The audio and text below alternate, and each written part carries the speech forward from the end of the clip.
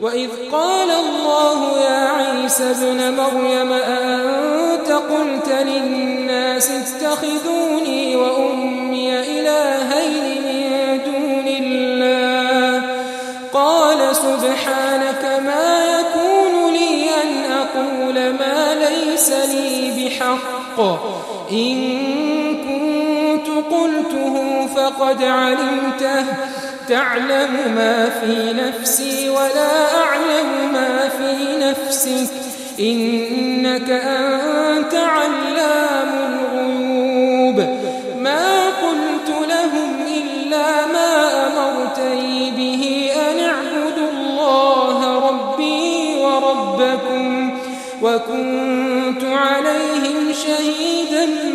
ما دمت فيهم فلما توفيتني كنت أنت الرقيب عليهم وأنت على كل شيء شهيد إن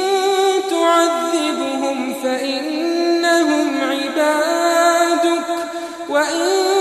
تغفر لهم فإنك أنت العزيز الحكيم قال الله هذا يوم ينفع الصادقين صدقهم لهم جنات